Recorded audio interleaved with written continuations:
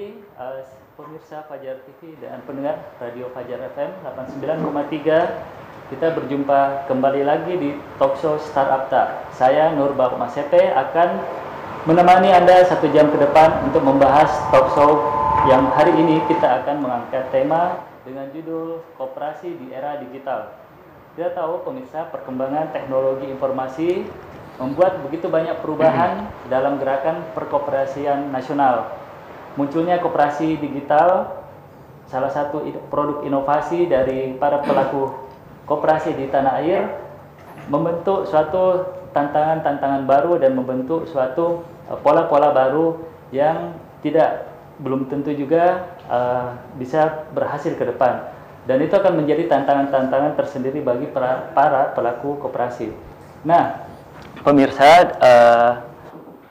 bersama saya 2 orang narasumber yang akan mewakili tema kita hari ini. Saya perkenalkan dulu, ada Pak Jusman SK MSI, Ketua Makassar Technopark. Ya, selamat siang Pak Jusman. Selamat siang.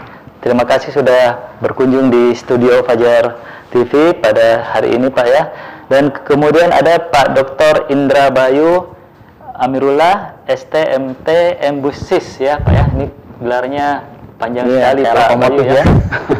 Terima kasih sudah berkunjung untuk yang kesekian kalinya ya Pak Bayu. Sendiri ada Ketua Koordinator Research AIMP Unhas di Sulawesi Selatan, di Sulsel ya tentunya Pak ya. Nah, berbicara tentang koperasi digital ini Pak Jusman, mungkin bagi pemirsa startup di studio ini Fajar TV, mungkin ingin tahu sih sebenarnya sebagai Ketua Makassar Technopark itu apa saja yang dilakukan kaitannya dengan kehadiran koperasi digital ini Pak Jusman. Oke, terima kasih atas kesempatan yang diberikan.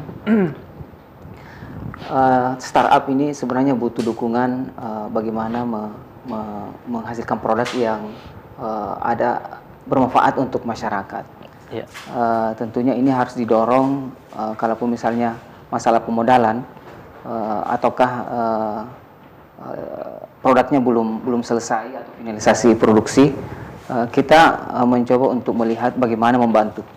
Ya. Tentunya dengan bantuan modal misalnya dengan pola koperasi ataupun misalnya dengan di Makassar Technopark bisa memberikan dukungan dalam bentuk apakah itu dengan pembinaan, dengan pitching, atau dengan memberikan bantuan pelatihan, ataukah misalnya dengan memberikan bantuan jaringan untuk masuk ke dunia industri atau masuk di dunia pemerintahan.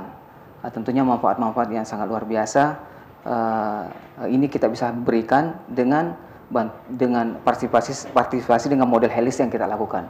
Yaitu dengan cara bagaimana kita kolaborasikan antara pemerintah, dunia akademisi dan komunitas yang memiliki prototipe, komunitas yang memiliki juga dari akademisi juga memiliki banyak hasil-hasil teknologi yang baik, yang strategik, itu bisa di improve atau drive bagaimana sebenarnya bisa masuk ke dunia bisnis.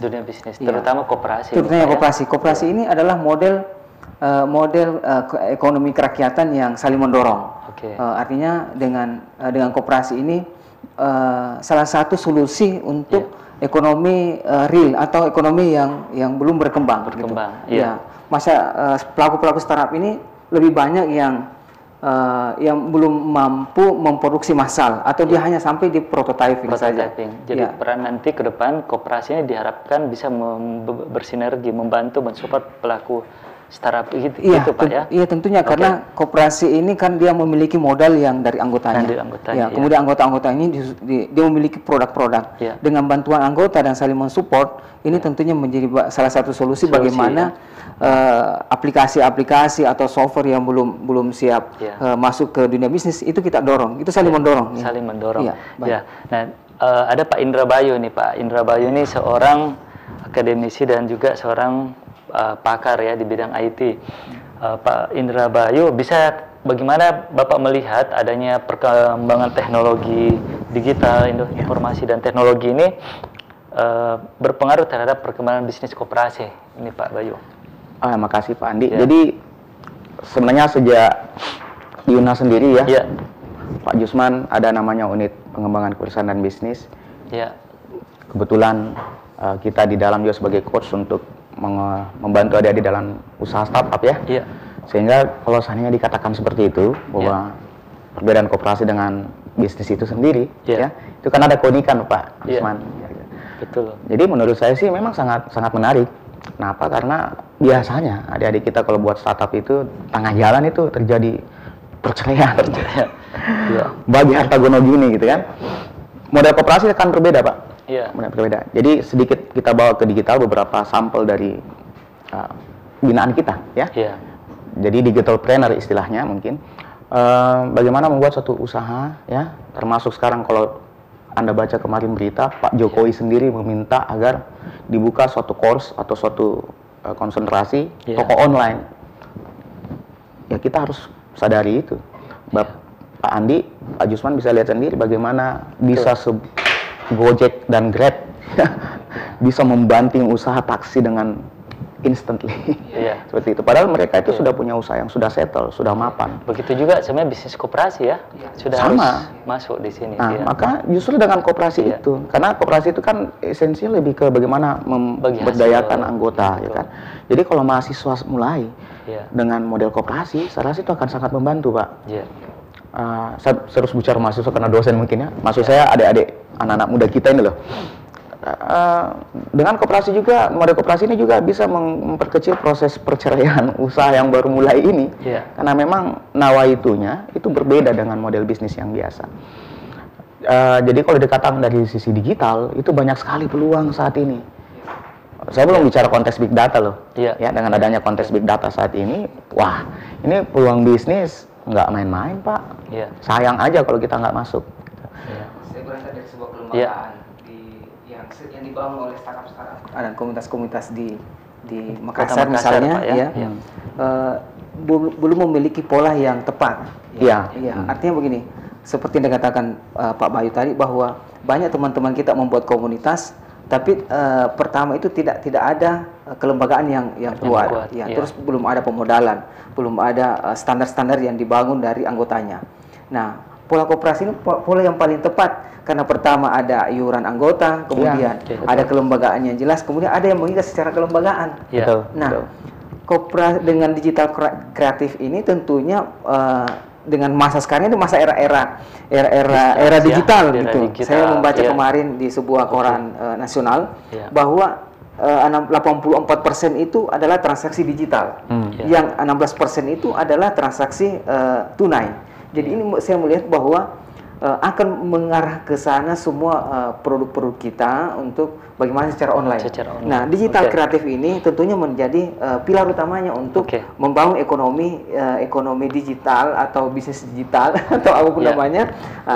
Koperasi ini tentunya mensupport bagaimana produk-produk digital itu terbangun, mendrive, terutama dari sisi kelembagaan. Baik, ini sebenarnya menarik Pak ya.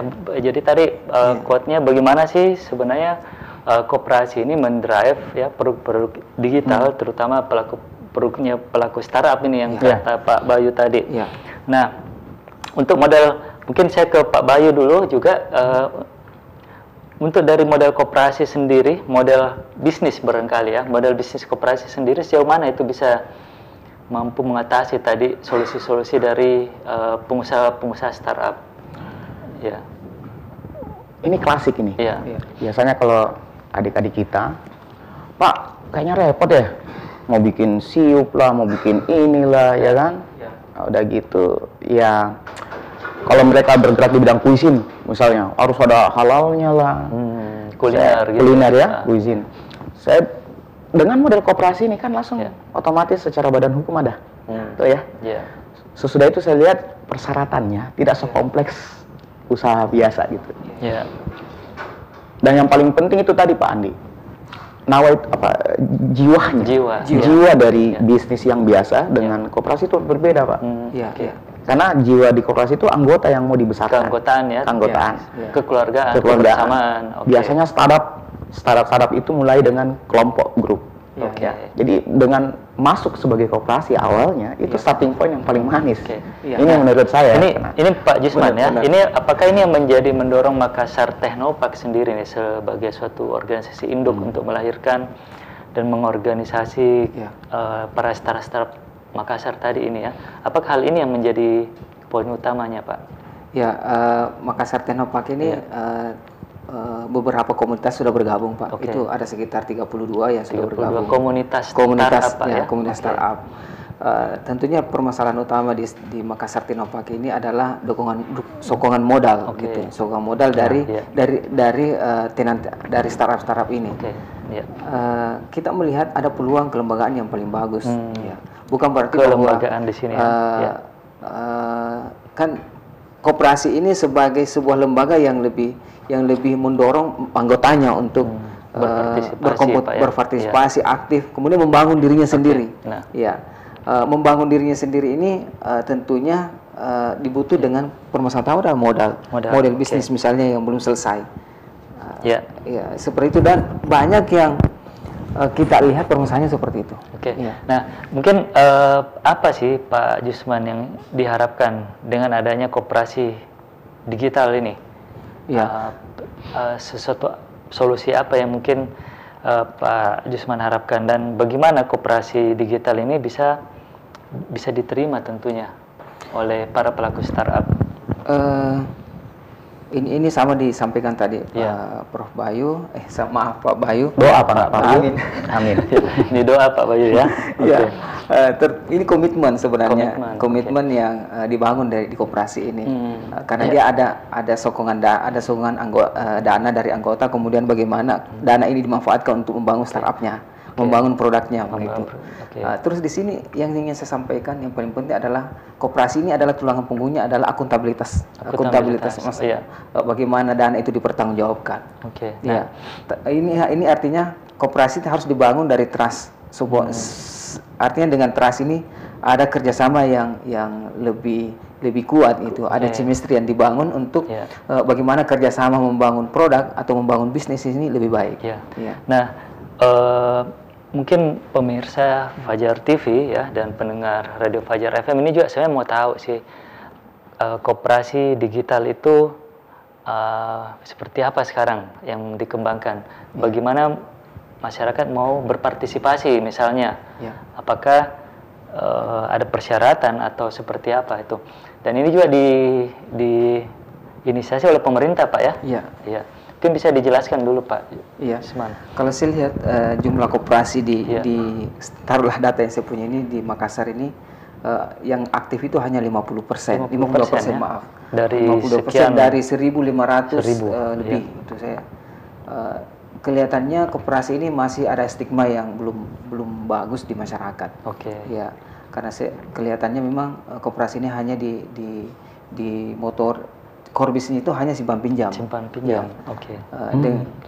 Simpan pinjam, dan ini banyak yang gagal, banyak yang korupsi atau banyak menyalahgunakan. Karena tidak akuntabilitas tadi itu Pak, tidak akuntabilitas. Pak Jusman katakan ya. Nah, saya mengajukan sebuah koperasi digital ini yang basis produknya harus ada. Basis produknya itu dari aplikasi, software dan teknologi gitu. Kalau saya lihat sih sebenarnya di Indonesia ini baru 2 sebenarnya yang mengajukan konsep seperti digital koperasi ini.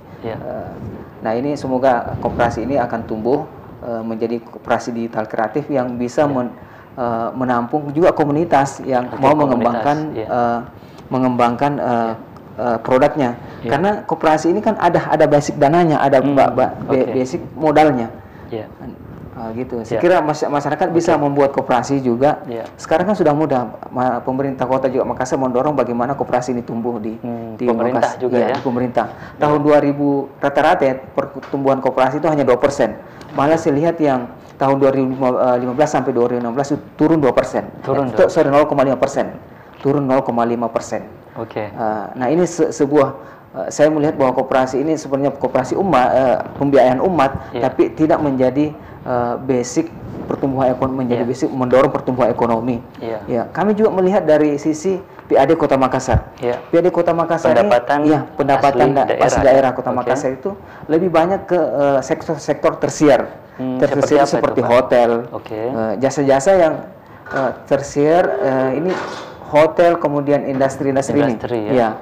Tapi saya tidak melihat bagaimana pertumbuhan ekonomi kreatif ini tumbuh yang bisa menjadi PAD Kota Makassar.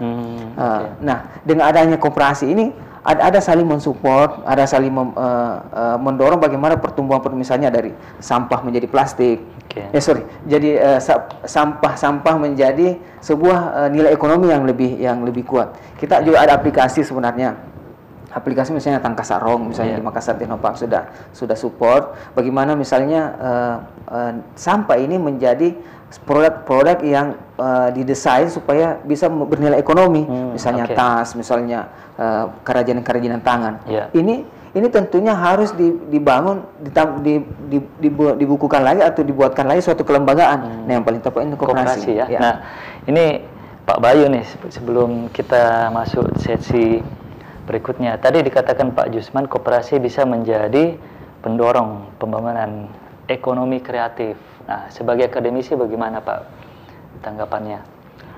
Saya melihatnya dalam konteks akademisi sebagai orang IT ya. Saya cuma melihat kalau memang seperti yang Pak Jusman katakan tadi, koperasi jauh lebih mudah ya, lebih fleksibel ya, mungkin ya, terus lebih anggota oriented seperti itu. Kalau saya cuma melihatnya dari sisi akademisi dan melihat IT, sayang lah kalau masyarakat tidak mulai berpikir di bidang IT ini. Berarti sudah harus ya Pak ya, sudah harus diterapkan. Ya, let's see the fact. Ya kita lihat fakta aja sekarang ya. Maksudnya apa ya? Membuat suatu usaha digital planner itu enggak mahal Pak Andi. Itu enggak mahal. Dibandingkan dengan jasa kuliner sendiri, itu modal relatif lebih besar. Tergantung konteks kuliner apa ya. Selama ini kalau kita bina di digital planner, itu modal yang digunakan itu nggak terlalu besar awalnya. Karena memang yang diciptakan, yang diinovasikan itu is really based from the brain. Dari kekuatan inovasi. Inovasi berarti berkaitan dengan kreativitas. Kemampuan. Iya, jadi jika memang ada peluang seperti itu, apalagi misalnya MTP bilang, kita siap inkubasi, saya akan kirim mahasiswa saya ke tempatnya Pak Jusman seperti itu. Nah, mungkin apa harapannya pemerintah? Apa harapan Pak Bayu terhadap pemerintah sebenarnya? Tapi sebelum itu didiskusikan, saya harus kembali dulu untuk iklan pariwara yang satu ini.